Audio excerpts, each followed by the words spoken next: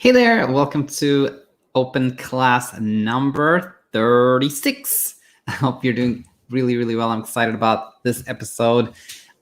We have, I believe it is 5 questions, different characters. I hope this will bring a lot of value to you and whoever sent the question. Of course, first of all, actually, an announcement here, in terms of how to submit questions, we have made a little change here. So instead of emailing, please head over here.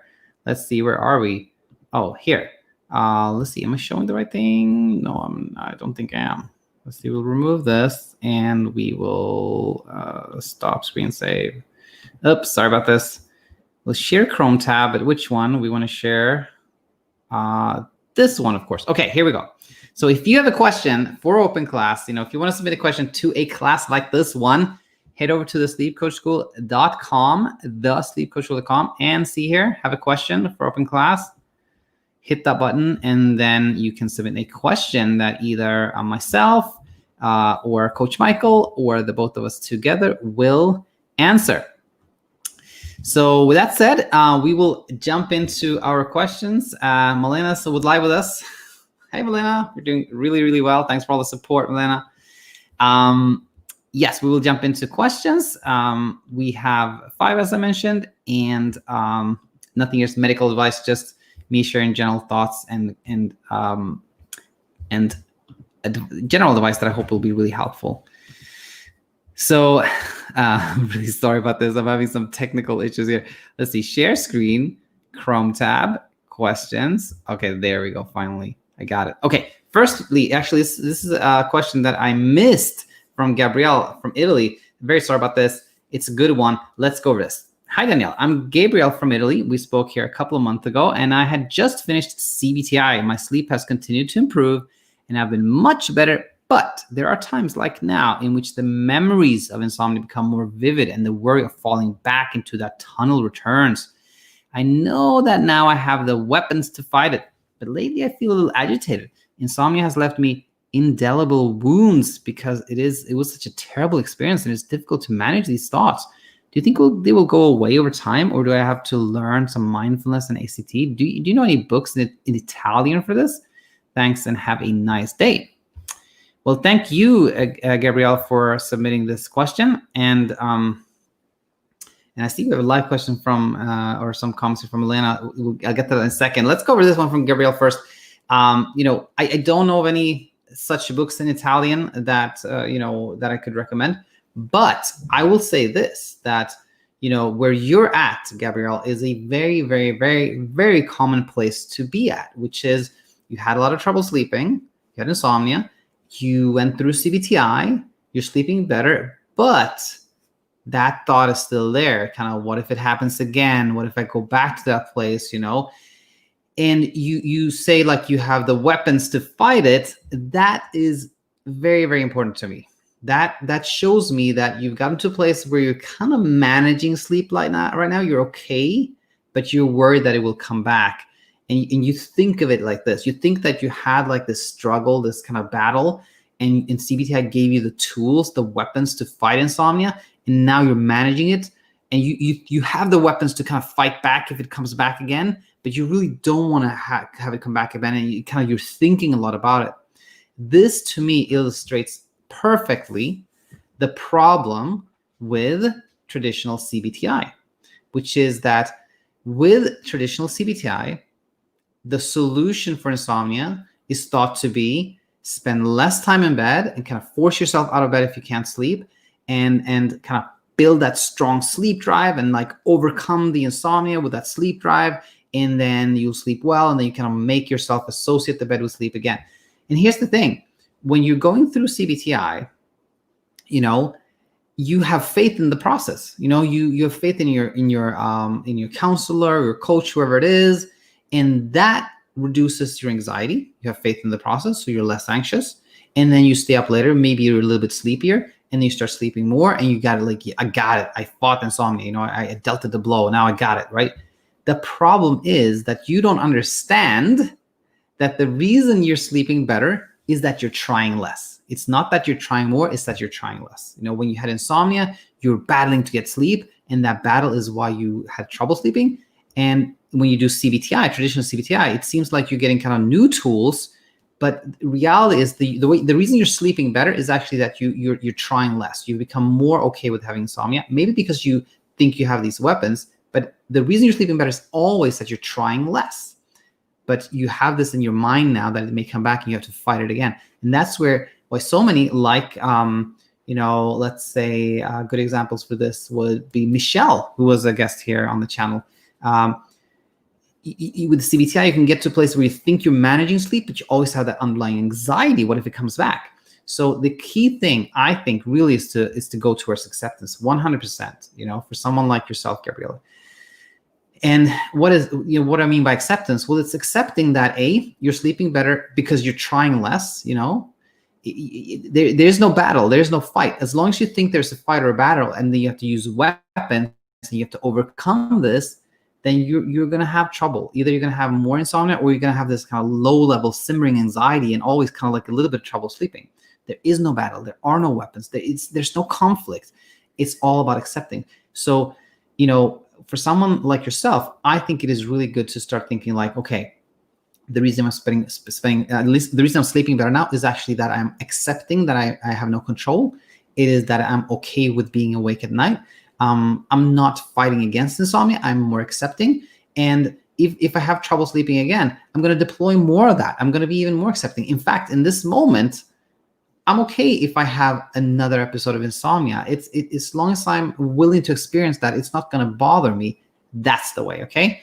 So I think that's really, I hope this made sense to you, Gabriele, but I think this is super important for yourself and many other people. So let me know if you have any follow-up questions. And sorry, this answer came a little late. All right. Live question from Alina. I got COVID. I'm out of quarantine now, but I still have symptoms. I was sleeping in due to this virus. Last night I couldn't sleep. I was kind of in a daze. And I started to feel my mind drift towards insomnia. But after watching the video with Sasha, it was very reassuring to know feelings are just feelings, thoughts are just thoughts. Absolutely. Don't mean anything. I'm thinking maybe all the different schedules I've been sleeping has affected my cycle, but who cares? It will come together. The mind is very powerful. Also, of course, when COVID started, I started to read all these long-term symptoms of how it can affect your sleep and what it was like, etc. And how it can affect your sleep. And I was like, well, I can't control if it does or not. Yeah, 100%. I think this is very, very helpful I'm happy you're sharing this, Melina. I think this is, so much of that thinking that leads you away from trouble sleeping and towards living a happy life, really. I'm sorry you got sick, of course, but I'm glad you're feeling better. And I think all your thoughts are the idea, that is the way, I can't control this, so I'm not going to fight to control it. I can't control that, so I have to accept it. And when you do that, in definitely you can't fix like a broken car with acceptance, but anything in the kind of like emotional, like racing thoughts, depression, anxiety, insomnia, all of that, like acceptance is the way. Absolutely. Very, very good. So let's move along here and look at another question. Where are we? Here we are. So this is from Alina, who wrote the following. Acceptance feels like a very important topic. Funny, we just talked about it, right? Absolutely. Which you discuss more and more on your channel lately, but I can't help but feel that I'm missing something when I try to get it. I will try to organize my thoughts about it, and I know you might think a bit differently. Right now, I'm in that thinking that anxiety needs to be faced and worked with, but not really accepted just as it is. Only knowing that you can calm yourself down whenever anxiety strikes is the thing that can help me think, okay, I don't mind having a night with less sleep because I know that if I get worried, I can deal with it and I can get back on track. And that second part is important to me. Without knowing that I can deal with it, it feels like there's nothing I can do with my worry, and I just need to accept my fate. To be honest, I think no one wants to accept to have bad nights forever, and I guess it is natural that this situation is hard to truly process. From my experience, when I manage to deal with worry, I know I use the word manage a lot, but I can't find a better one at the moment, and get calm, the sleep comes easier. But when I let the anxiety be or accept it, it was a long night of suffering. And if there's worry, it means that there is some unresolved conflict, maladaptive thought that got control over my mind, and my brain didn't like it when I was letting it be without understanding what it is. So as weird as it sounds, I think that true acceptance can come either from knowing that something is inevitable, insomnia is never going away from your life and it is just the way how things will be, or from knowing that you can deal with your anxiety whenever it strikes and you can wait a bit more till it's gone. But never from thinking, I'm okay with feeling worried and I hope it'll get better someday. I feel like the cognitive thought work is still the most important thing there, and true acceptance can follow after as a way to withstand the path to getting better. I don't know if that makes sense. Sorry for lengthy method. If you can find some time, would love to hear your thoughts.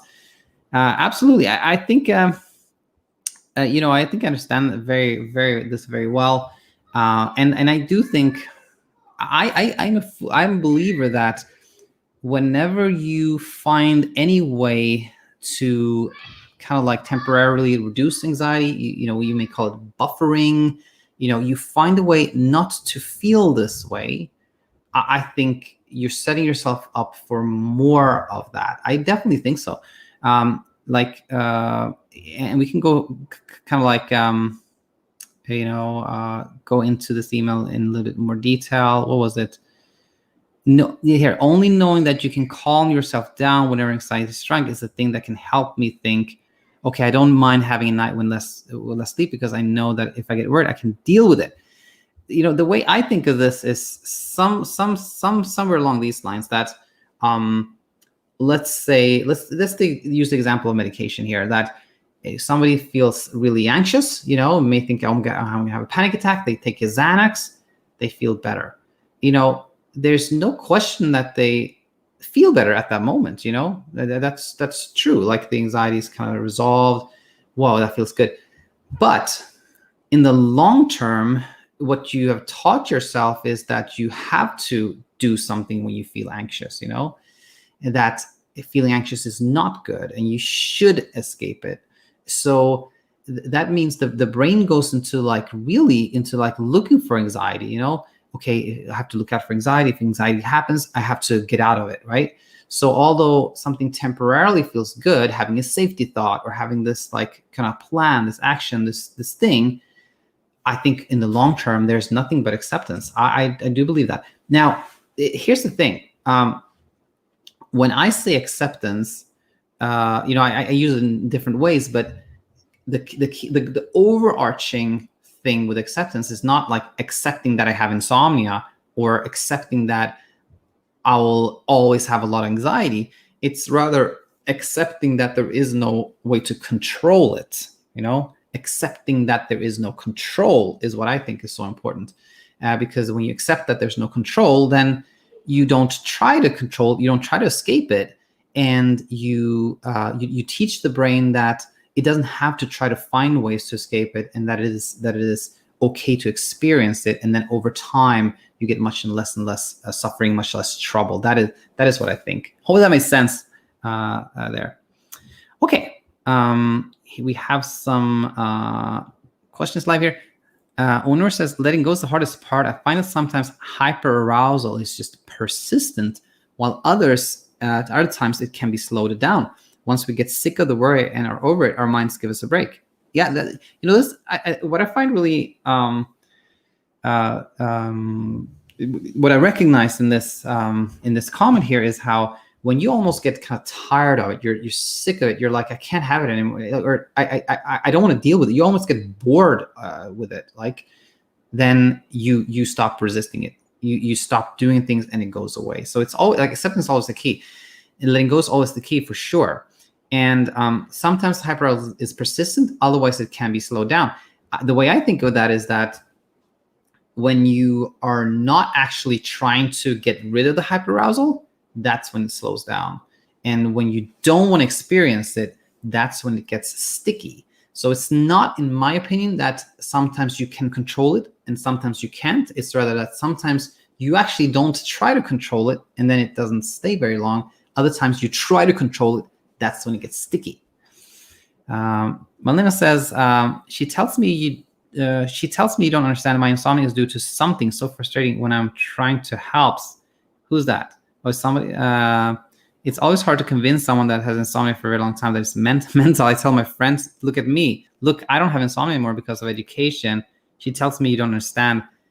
Yeah, totally. And you know what's interesting here is it's hard to convince someone, Actually, you can't. That's like impossible. You can't, other people's thoughts or behaviors are just like insomnia, if you will. Like when you try to change it, they resist. When you let go, you kind of give them space to change their thoughts themselves. But it's funny. It's like trying to convince somebody. It's just like insomnia. The more you try, the more resistant people get, right? So I think it's just like, you've given her information, and when she's ready to hear it, she's ready to hear it. Every time I get a lot of information from the channel, anytime. Thanks so much for this nice comment of our show. All right, and owner says, once you let go, the fatigue and sleep drive is glorious. I try to ride the wave, and then when it comes back, I tell myself, I got the sleep drive. You got this. I think sleep drive is very much real. It's the only thing that can make a human being sleep, is that the body needing sleep drive.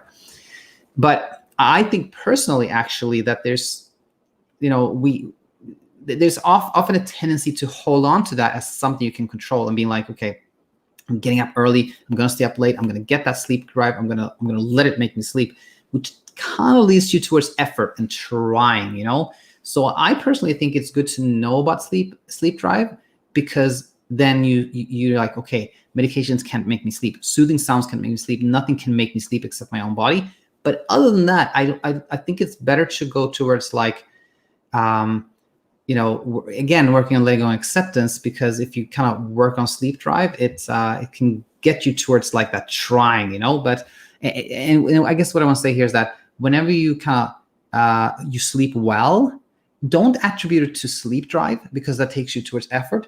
Attribute it to letting go. So you slept well. I'm like, very good. I slept well because I wasn't doing anything. I wasn't trying at all. I was okay with being awake all night.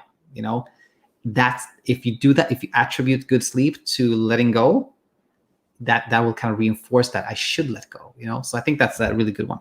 Hope that makes sense, owner. All right, very good. Let us go towards our next question, which comes here from Pat. Let's read this. Hi, Daniel. Love your videos. Thank you, Pat. I've been undergoing CBT-I with a therapist for about 6-7 weeks. Made some progress, but relapsed recently, and I'm very upset about it. I've been diligent about the protocol, except for the stimulus control part. I hate getting out of bed.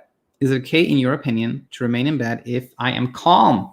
If I remain in bed, will that slow my progress? My therapist thinks so. I'm curious to learn what you think. Any suggestions or ideas to make this less painful? 100%. I think, as we already talked about actually in this episode, there are some serious problems, in my humble opinion, with traditional CBT-I. And let's just, if we kind of go over this a little bit line by line here, made some progress. Whenever you sleep better, it's because you tried less. Maybe you had faith in your therapist. Maybe you had faith in the program. Maybe you learned something. Maybe it was education. Something made you resist less. Something made you become more okay with being awake at night. That's where you made some progress. It was not because you forced yourself to stay up late. Because guess what? If someone forces themselves to stay up late and like, I gotta get sleep, I'm gonna force myself. I've been up for 38 hours. I'm gonna go to 40 hours, and then 40 hours now I can sleep. They're not gonna sleep.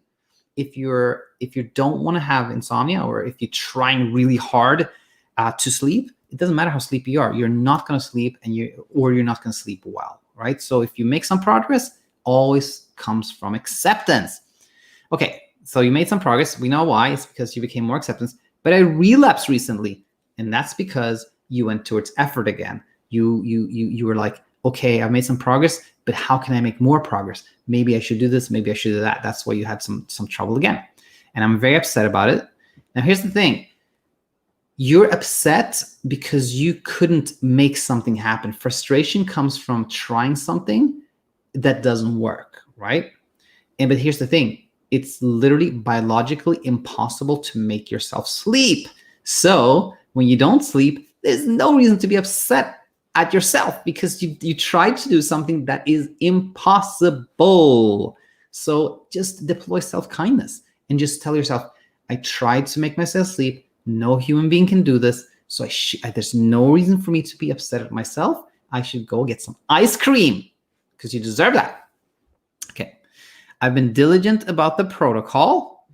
That's another thing that is so problematic with CBT-I is that it's implied controllability. It's implied that if you do this, then you're going to sleep, which is not true because you can't control sleep. Sleep only comes to you when you're trying to control it.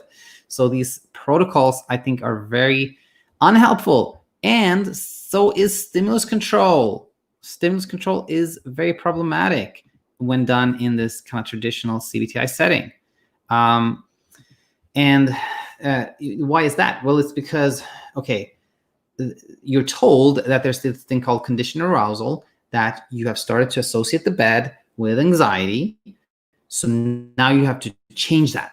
Now you have to start associating the bed with sleeping. And the way you do that is you get out of bed if you haven't slept, and you get back into bed when you feel sleepy. Sounds like, okay, this sounds pretty good, but it's way too simplistic. There's no problem with a bed. The problem is that you don't want to be awake at night. You started seeing wakefulness as an enemy, and that's the problem. If you see a cat yawning during the day, that can trigger anxiety. Or if you see your friend drinking some coffee and you think, oh my God, I can't drink coffee. Why can he that? That's unfair. And why do I have insomnia?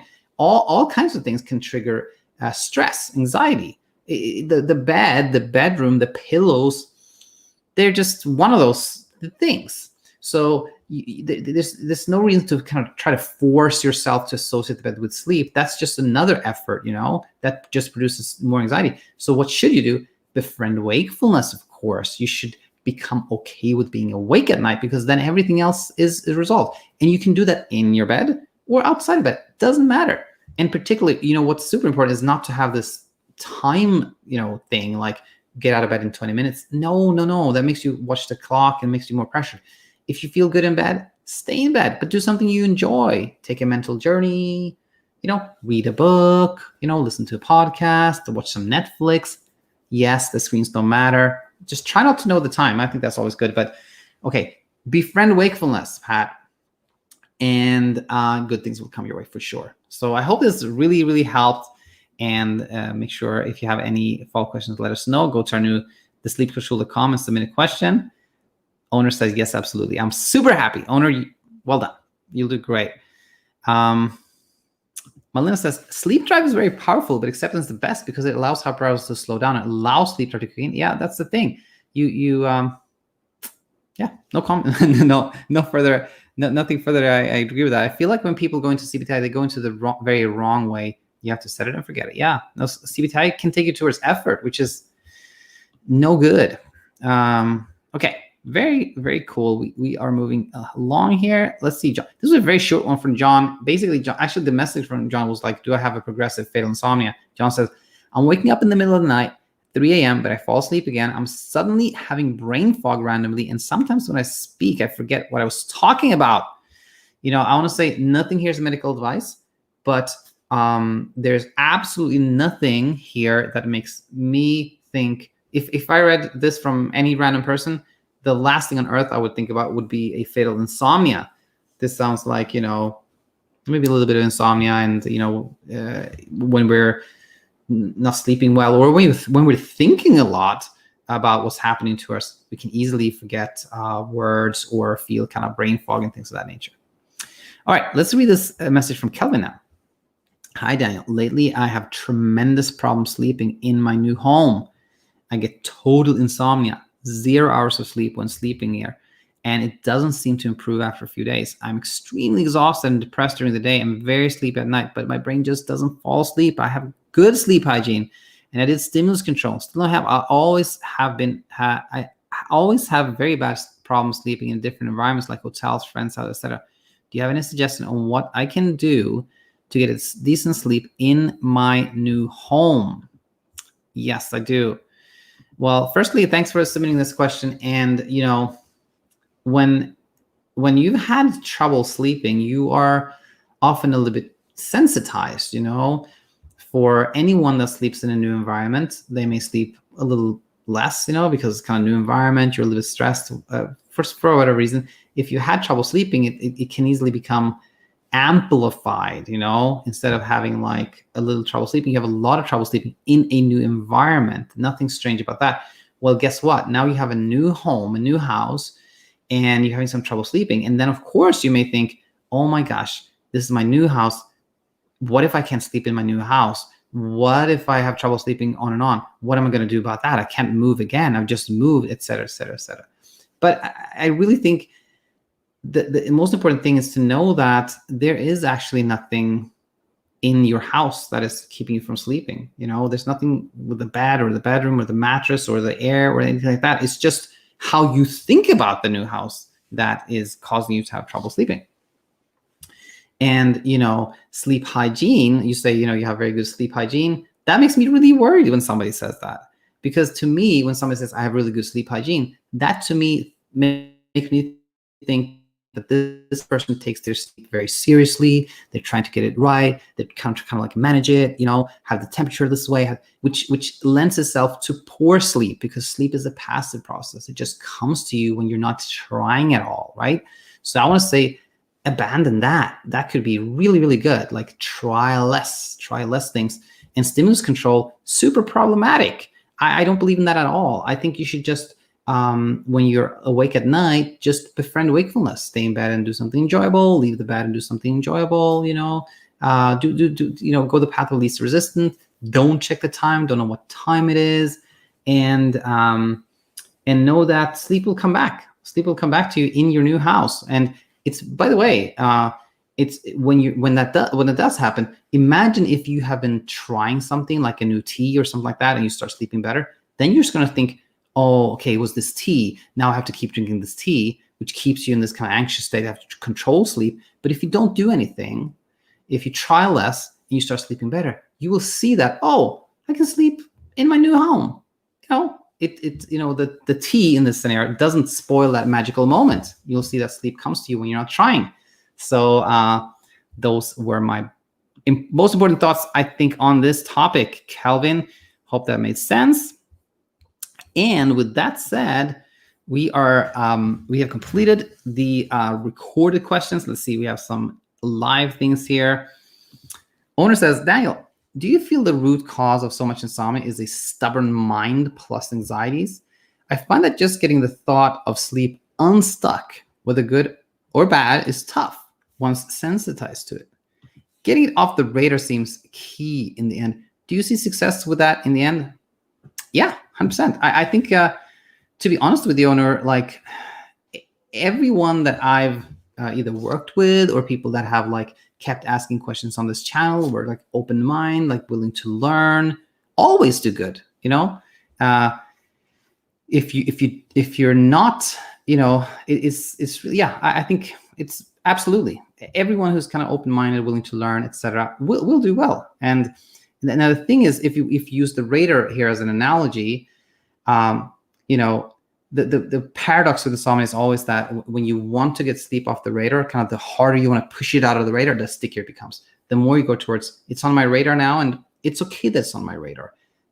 I'm not going to resist that. I'm not going to try to do anything to get it off my radar. Then it kind of gently, with time, moves off of the radar.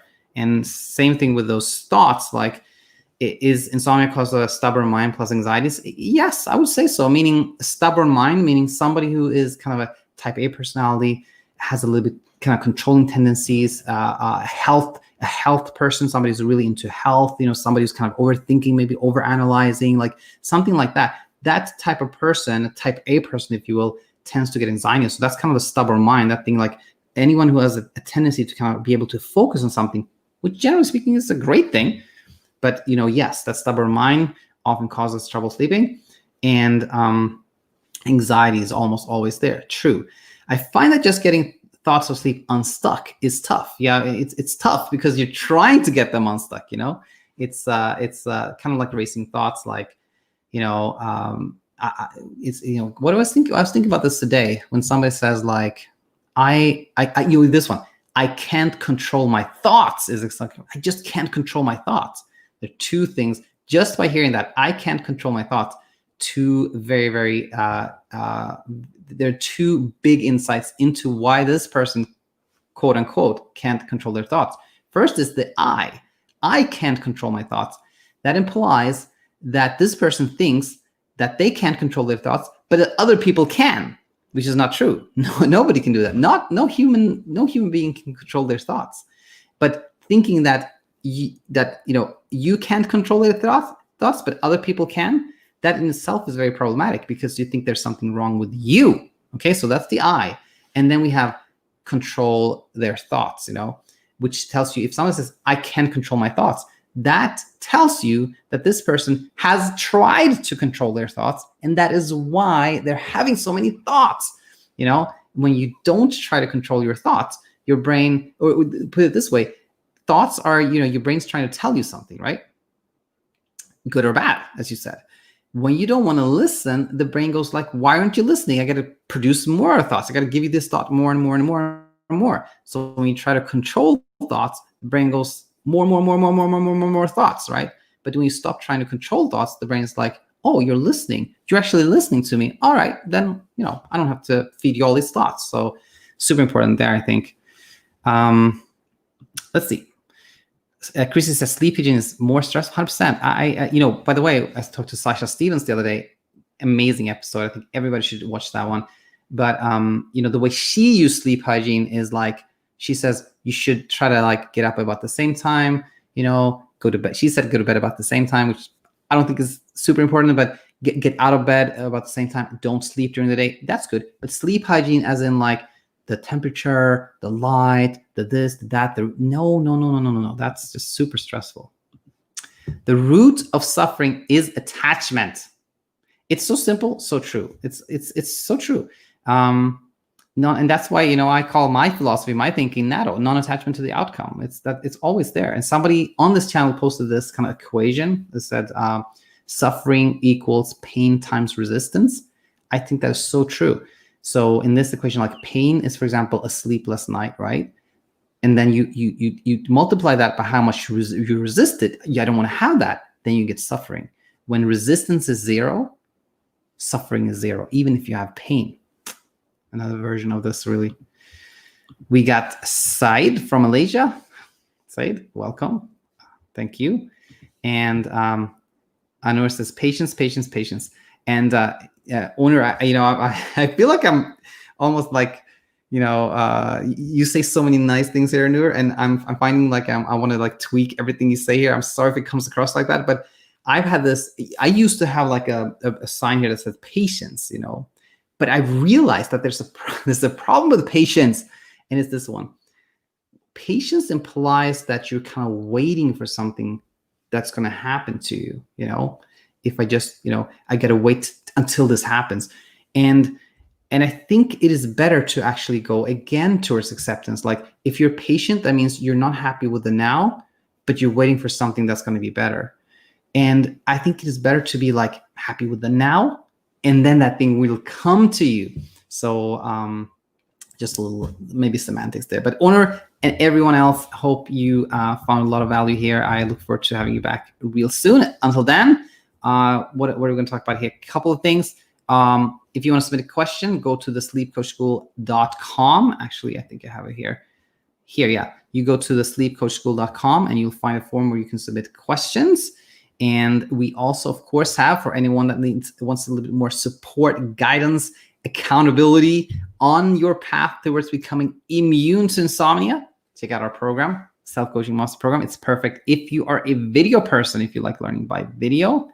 And if you, on the other hand, are a person who like reading, well, then check out BedTyme instead. There is an app where all this teaching here is packaged nicely, and you have a great sleep coach, myself, of course. And with that said, we will see last comment here. Owner, makes great sense. Love it. Okay, everyone, take care now, and see you back soon. Bye-bye.